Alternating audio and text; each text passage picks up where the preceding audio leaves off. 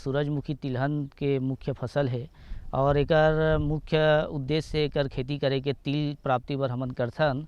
एकर तेल में वैसे विटामिन B1 है, B3 है, B6 है, मैग्नीशियम है और फास्फोरस है, प्रोटीन जैसे प्रचुर मात्रा में पोषक तत्व पाए जाते। और एकर अलावा भी एकर औषधि भी महत्व है, जैसे वात रोग है और दर्द निवारक है या खांसी में है या पाइल्स में है। इस टाइप के बहुत सारे औषधि में भी एकर जड़ तना पत्ती के उपयोग करे जाते हैं। जलवायु के बारे में जिसे बात करते हैं तो सूरजमुखी खेती के लिए वैसे विशेष जलवायु की आवश्यकता नहीं है। ये लगभग सभी प्रकार के जलवायु में आसानी से कर खेती कर सकथन और प्रकाश के एकर ऊपर ज़्यादा प्रभाव नहीं पड़े तो तीनों सीजन में एकर खेती सफलतापूर्वक कर सकथन। जैसे कि हमन खरीफ सीजन में एकर खेती करथन, वैसी रबी में भी करथन और जायद में भी करथन। एक हिसाब से कहना चाहिए कि तीनों फसल में एकर खेती सफलतापूर्वक करे जा सकते।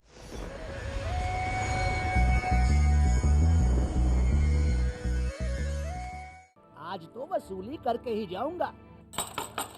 घनश्याम, अरे ओ घनश्याम। वो तो स्कूल गए हैं। स्कूल गया है। अरे बहाना तो ढंग का बनाती। हाँ लाला, मैं स्कूल ही गया था, फार्म स्कूल, जहाँ किसानों को सिखाई जाती है खेतों में पैदावार बढ़ाने की हर बात, जैसे मिट्टी के हिसाब से सही खाद, बढ़िया बीज और जरूरत के मुताबिक कीटनाशक, ताकि कम लागत में अधिक मुनाफा। ये पकड़ लाला, तेरा हिसाब साफ।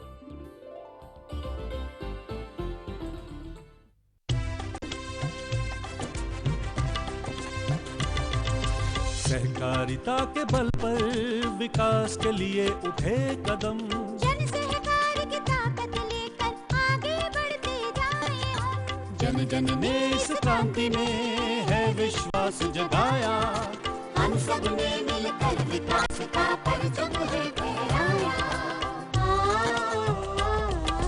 दूर जहां सूरज उगता उस धरती से मैदानों तक, हिम शिखरों की श्वेत बर्फ से हिंद महासागर तक। श्वेत क्रांति हो हरित क्रांति या ग्राम विकास की बात, एकता ही धर्म हो अब चाहे दिन हो या रात। कृषि मंत्रालय भारत सरकार द्वारा जनहित में जारी।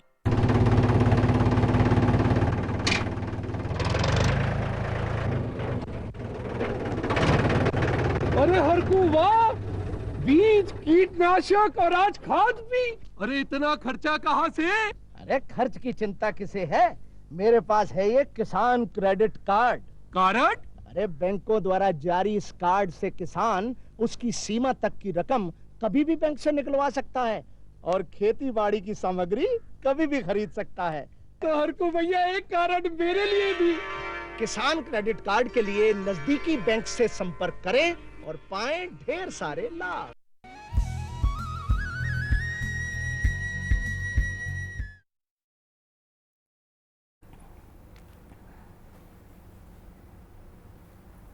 कृषि दर्शन के सभी दर्शकों को नमस्कार। साथियों, कहते हैं जब एक और एक मिल जाए तो 11 के बराबर सामूहिक शक्ति आ जाती है। किसान भाइयों की ऐसी ही सामूहिक शक्ति का नाम है FPO, जिसे हम किसान उत्पादन संगठन के नाम से भी जानते हैं।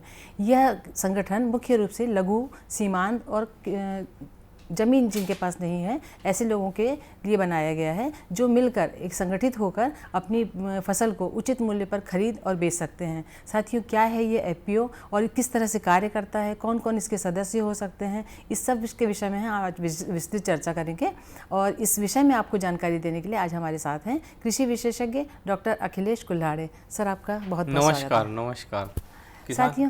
साथियों, अगर आप FPO के बारे में, किसान उत्पादन संगठन के बारे में कुछ जानना चाहते हैं तो आप हमारे इस टोल फ्री नंबर पर हमें फ़ोन कर सकते हैं। हमारा नंबर है 1800-233-9418। आइए चर्चा की शुरुआत करें। सर, सबसे पहले ये बताइए कि किसान उत्पादन संगठन है क्या?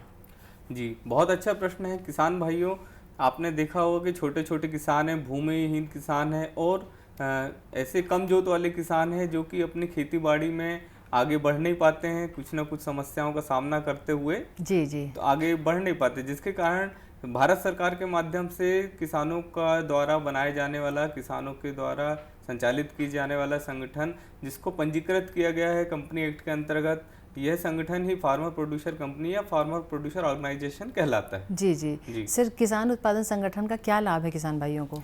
किसान भाइयों को इससे समय की बचत होती है और जो भी लागत लगती है, बीज, खाद और कहना चाहिए दवाइयाँ और कृषि यंत्र, ये सभी चीज़ें छोटे किसानों को इतने आसानी से नहीं मिल पाता, लेकिन जब बहुत संगठित होकर के किसान जब कार्य करते हैं तो ये सारी चीज़ें आसानी से उपलब्ध हो जाती है और इसकी लागत भी कम आती है। अच्छा जी सर, किसान उत्पादन संगठन के मेंबर कौन कौन बन सकता है और अधिकतम कितने मेंबर इसमें शामिल हो सकते हैं? किसान उत्पादक संगठन में सबसे पहले इसमें डायरेक्टर बनते हैं जिनकी संख्या 5 से लेकर के 10 हो सकती है। ये डायरेक्टर कृषक हो सकते हैं और इनके पास कृषक होने का सबूत होना चाहिए, यानी बही या खसरा, नक्शा और आधार कार्ड, और इनके पास पासबुक होना चाहिए और बहुत अनिवार्य चीज़ है पैन कार्ड, तो ये आवश्यक होना चाहिए। और इसके अलावा इसमें कम से कम 300 सदस्य बनाए जाते हैं और अधिकतम 1000। जी सर, इस संगठन को बनाने के लिए शुरुआती कितना खर्च आ सकता है और इस खर्च को वहन कौन करता है? जी, ये बहुत अच्छा प्रश्न है।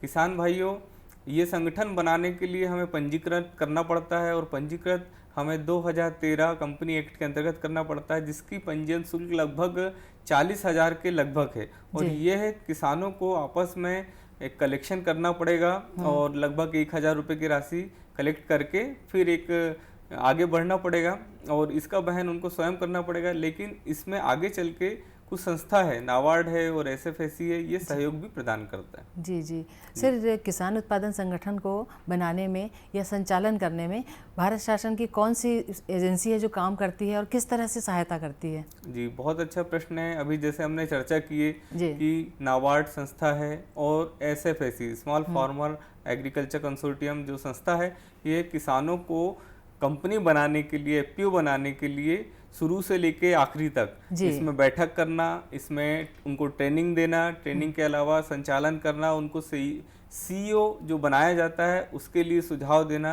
ये सारी चीज़ें समय समय पे कार्य करती है और ऋण की सुविधा भी मुहैया कराती है। जी सर, जो हमारे किसान भाई ये संगठन बनाना चाहते हैं वो किस तरह से संगठित होकर किस तरह से इसकी शुरुआत करें और कौन कौन से दस्तावेज या प्रमाण पत्र प्रस्तुत करें जिसके आधार पर इस संगठन का गठन हो सकता है? जी, हमारे किसान भाइयों, सबसे पहले हम किसी एक उद्देश्य के लिए संगठित हों और हम सभी किसानों को एकत्रित करें।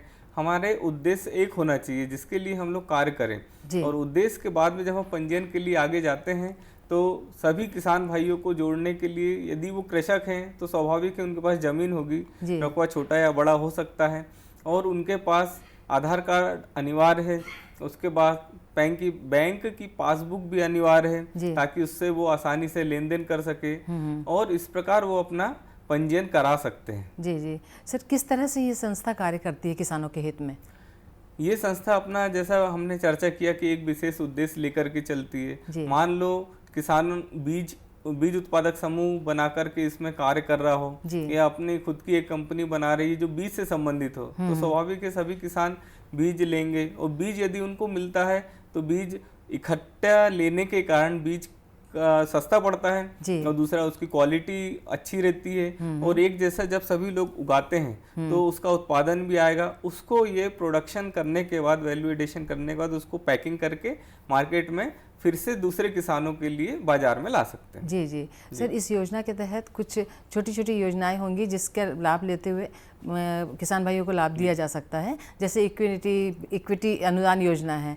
क्या योजना है ये, किस तरह से इससे किसान भाई लाभ ले सकते हैं? इक्विटी अनुदान योजना का सीधे से ये तात्पर्य हम निकालें कि जो नाबार्ड संस्था है और जो SFSC संस्था है, ये संस्था किसानों को उनके जो सदस्यता राशि जमा की जाती है, मान लो एक किसान ने 1,000 रुपये की राशि किया और उनके सदस्य हैं 300 है मान लो, तो वो यदि 1,000 रुपये राशि जमा कर रहे हैं तो उनकी जितनी राशि एकत्रित होती है लगभग 10 लाख के समथिंग, तो 10 लाख की राशि यदि ये जमा करते हैं तो इसके अलावा सामने वाली जो संस्था है वो 10 लाख रुपए की और राशि इसमें जमा करता है, तो टोटल 20 लाख रुपए की राशि होती है। तो ये जो समूह है ये लगभग 20 लाख रुपए की राशि का अपने व्यवसाय में उपयोग कर सकता है। जी सर, इस संगठन के माध्यम से किसान भाइयों को किस तरह से ऋण मिल सकता है? कोई ऋण की गारंटी योजना है क्या इस FPO?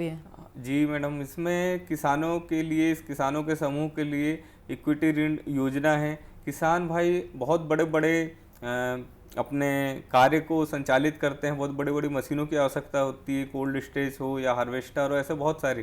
तो यदि हम देखें तो एक प्रकार से किसानों को करोड़ों रुपए की आवश्यकता होती है, लेकिन ये इस योजना के अंतर्गत यदि 1 करोड़ रुपए के लिए ये बैंक के पास जाते हैं तो इनके लिए गारंटी की योजना नहीं रहती। इसलिए भारत सरकार ने लगभग इनके लिए 85% या अधिकतम 85 लाख रुपए की गारंटी की योजना दी जाती है, ताकि वो अपना कार्य कर सकें। जी जी जी सर, इस योजना के तहत फॉरवर्ड और बैकवर्ड लिंकेज योजना, ये जो क्या है ये किस तरह से ये काम करती है और किसान भाइयों को किस तरह से लाभ पहुंचाती है? जी, फॉरवर्ड और बैकवर्ड बैंक लिंकेज योजना में ये है कि हमारे किसान भाई जो भी उत्पादन हमारा खेतों से निकाल के आता है, वो उस उत्पादन को हमें वाहनों के द्वारा या तो कोल्ड स्टोरेज में ले जाना पड़ेगा या फिर हमें ऐसी जगह रख रखाव करना पड़ेगा, वेयर हाउस में रखना पड़ेगा।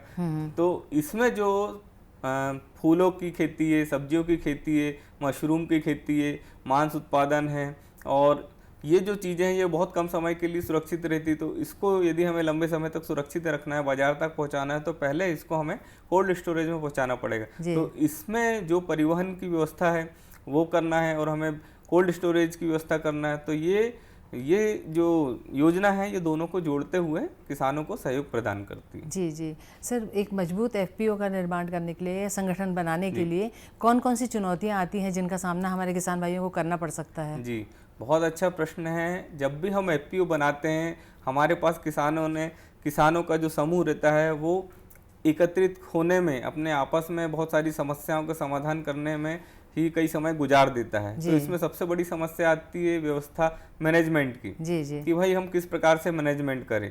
दूसरी समस्या आती है पूंजी की, हम पूंजी कहाँ से कलेक्ट करें। तीसरी समस्या आती है जोखिम की, क्योंकि कोई भी रिस्क लेना चाहता है इतने आसानी से रिस्क लेने के लिए तैयार नहीं हो पाता है। और इसके अलावा यदि हमारे सभी कृषक सदस्य एक हो भी गए तो फिर उनको एक जैसा कार्य सभी को करना पड़ता है और भविष्य के लिए देखना पड़ता है, हमें विजन रखना पड़ता है, एक दूरदृष्टि रखना पड़ता है, उसको लेकर के अपने समय पे कार्य करना पड़ता है। ये सभी चुनौतियों का सामना उनको धीरे धीरे करना पड़ता है। इसके लिए उन्हें एक सीईओ की भी आवश्यकता होती है जो उनके पूरे कार्य की देखरेख करे। तो एक सीईओ भी नियुक्त किया जाता है और ये सीईओ जो है कार्यक्रम को पूरा संचालित करता है, बैठक भी लेता है और अपने नियम के अनुसार सारी चीज़ों को अंजाम देता है। जी सर, आपने बताया कि सीईओ की नियुक्ति होती है, तो ये जो सीईओ है ये हमारे किसान भाइयों के बीच से ही चुना जाता है या महाराष्ट्र शासन ने, जैसा आपने बताया था, सहयोग की दृष्टि से उनके लिए कोई नियुक्त किया जाता है?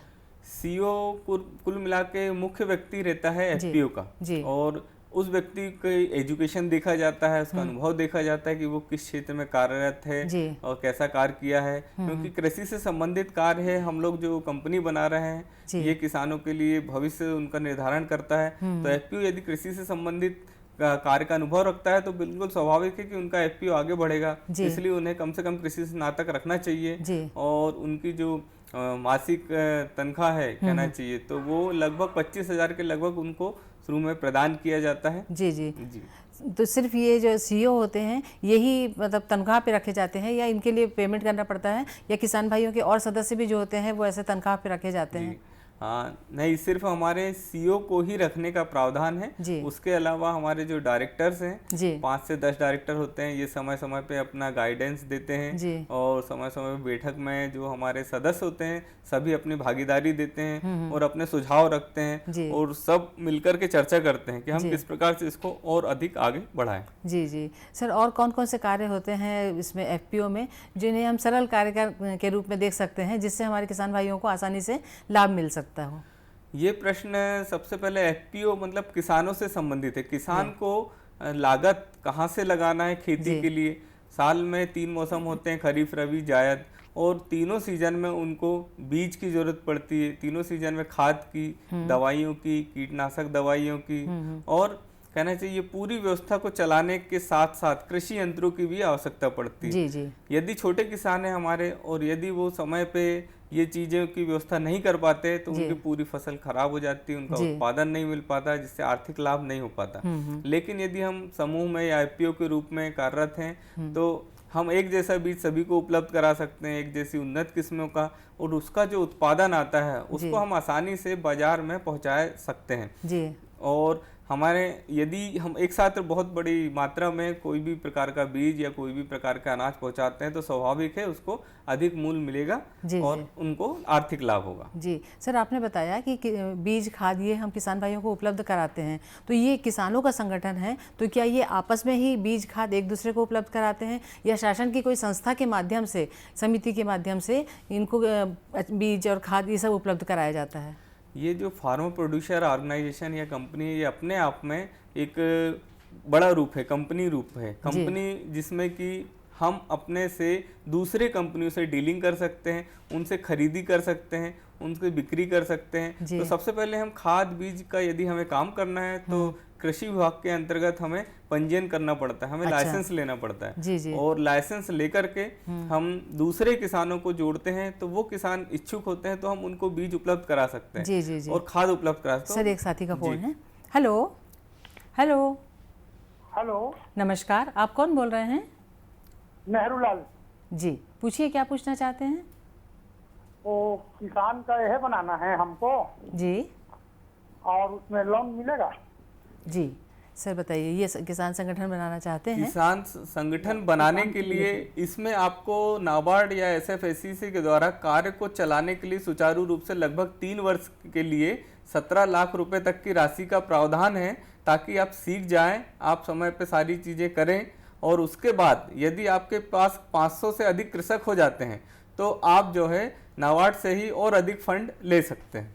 जी जी सर, हम चर्चा कर रहे थे कि किसान भाइयों को आदान सामग्री जो है खाद बीज ये से संबंधित है, ये कहाँ से उपलब्ध हो सकती है? आपने देखा है भारत सरकार की बहुत सारी संस्थाएं हैं, जैसे नेशनल सीड कारपोरेशन, ये बीज उत्पादन का काम देखता है और किसानों को और गवर्नमेंट को ये सप्लाई करता है। और ऐसा ही इफ्को संस्था है, वो भी बीज उत्पादन में भी है और फर्टिलाइजर में भी काम करती है किसानों के लिए। तो ये स्वाभाविक है, जब कोई कंपनी, इतने सारे किसानों का ग्रुप है, यदि किसी दूसरी कंपनी के पास जाता है तो सबसे पहले प्राथमिकता उनको ही दी जाती है, ताकि वो अच्छा बीज लें और समय पे उत्पादन प्राप्त कर सकें। जी सर, ये FPO का गठन, जैसा कि हमारे किसान भाई ने अभी पूछा एक, कि अगर ये गठन करना चाहते हैं तो सारे दस्तावेजों के साथ में इन्हें कहाँ संपर्क करना पड़ेगा, किस तरह से ये संगठित होकर एक FPO का निर्माण कर सकते हैं? सबसे पहले इनको किसान भाइयों को अपना एक पूरा ग्रुप बनाना चाहिए, कम से कम 10 लोग, 5 से 10 लोग डायरेक्टर के रूप में चयनित करना चाहिए और इन कृषकों को आप सबसे पहले कृषि विभाग के माध्यम से जाकर के जानकारी लेना चाहिए। कृषि विभाग में यह योजना है फार्मर प्रोड्यूसर। जी सर, पहले एक साथी का फोन सुन ले। हेलो हेलो हेलो, नमस्कार, आप कौन बोल रहे हैं? हाँ, राम राम दीदी। राम राम, पूछिए। भगत राम पटेल बोला था, घुटकू बिलासपुर छत्तीसगढ़ ले। जी पटेल जी, पूछिए, प्रश्न पूछिए। आज के कार्यक्रम में डॉक्टर साहब जी भी राम राम जाते। राम राम। हाँ, जिसे हम जानना चाहते हैं कि जिसे हम उपयोग तहत अगर किसान संगठन बनाए हैं, तो ओकर तहत में अगर कोल्ड स्टोर अगर हम बनाना चाहते हैं तो ओकर लिए सरकार जो है हमला कौन टाइप के सहायता दे सकते हैं, हमका किसान ला का करे पड़ी, एक बारे में जानना चाहते रहे हैं। अच्छा, बहुत अच्छा प्रश्न है। किसान उत्पादन संगठन में स्वाभाविक है, जैसे जैसे हम लोग खेती किसानी करते हैं तो हमारा उत्पादन आते जाता है, उस उत्पादन को हमें रखने के लिए कोल्ड स्टोरेज या वेयर हाउस की भी आवश्यकता होती है। तो कोल्ड स्टोरेज की जो नाबार्ड की योजना है उसके अंतर्गत ये चयन किया जाता है, जो समूह एक्टिव होता है और उसके लिए नाबार्ड जो है एकदम सहयोग प्रदान करता है। इसमें लगभग 1 एकड़ या 2 एकड़ के लगभग की जो जमीन है उस पर बनाने का प्रावधान है और समय समय पे वो पूरी तकनीकी भी प्रदान करते हैं। जी सर, हम इससे पहले चर्चा कर रहे थे कि संगठित होकर किसान भाई को कैसे इसका किसान उत्पाद संगठन का निर्माण कर सकते हैं। तो किसान भाइयों को मैं बताया कि पहले डायरेक्टर 5 या 10 लेके जाना चाहिए और इनको सबसे पहले ऑनलाइन पंजीयन करना चाहिए। भारत सरकार का FPO का पोर्टल है, जिसमें आप पूरे प्रदेश का लेकर के पूरे भारत का आप FPO देख सकते हैं। अभी आप देखेंगे कि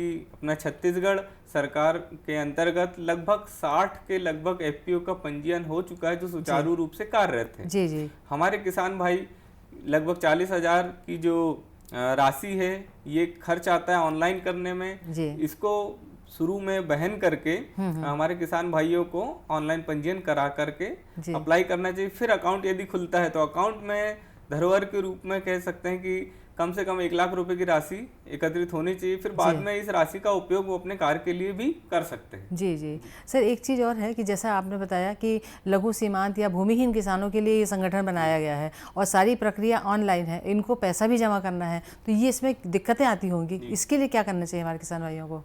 आपने देखा है कि हमारे किसान भाइयों के पास पैसों की बहुत कमी रहती है, क्योंकि भूमिहीन यदि छोटे किसान है, सीमांत किसान है, तो ये पैसों को जोड़ के रखना इनके लिए बहुत बड़ी बात है। जी जी। यदि ये बाजार में बीज ही लेने जा रहे हैं तो इनका बीज यदि 1000 रुपए का आ रहा है और संगठन के माध्यम से जा रहे हैं तो लगभग 750 रुपए का इनका खर्च होता है जी, और 250 रुपए की बचत होती है। मान लो ये छोटी छोटी बचत ही करके अपने 1,000 रुपए भी यदि एकत्रित करते हैं तो ये इनकी सदस्यता कहलाएगी, और जब 1,000 से यदि मान लो 300 सदस्य होते हैं तो हमारे पास लगभग 3 लाख रुपए की राशि हो जाती है, और हम इससे छोटे रूप में बीज उत्पादन का कार्यक्रम ले सकते हैं। जी जी जी जी सर, ये पूरी प्रक्रिया ऑनलाइन है, तो हमारे छोटे किसान भाई या ग्रामीण किसान भाई जो जिनकी पहुंच नहीं है कंप्यूटर या इस तरह, तो ये अपने संगठन को कैसे रजिस्टर्ड कर पाएंगे? जी, तो इसके लिए हमारे पास कृषि विभाग है। कृषि विभाग में आपने देखा है ब्लॉक लेवल में भी हमारा विकासखंड अधिकारी होते हैं। यदि हमारे किसान समूह एक्टिव है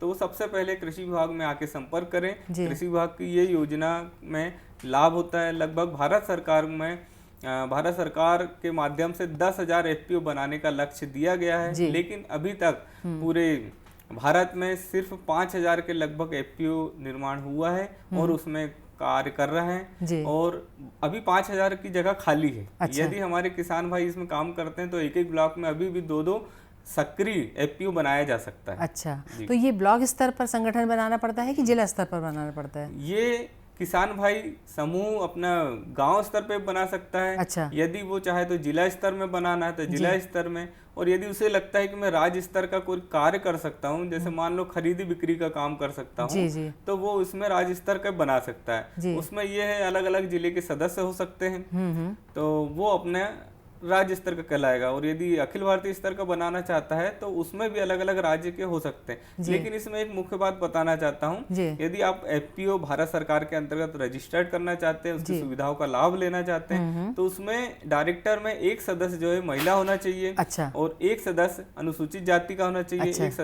एक सदस्य जो है अनुसूचित जनजाति का होना चाहिए। यदि ऐसा होता है और बाकी सदस्य कोई भी हो तो वो आसानी से भारत सरकार की योजनाओं का लाभ उठा सकते हैं। जी जी सर, इस संगठन के माध्यम से अगर हमारे किसान भाई अपने फसल को खरीदते या बेचते हैं तो इनके न्यूनतम मूल्य निर्धारण का क्या होता है, कैसे कौन तय करता है ये?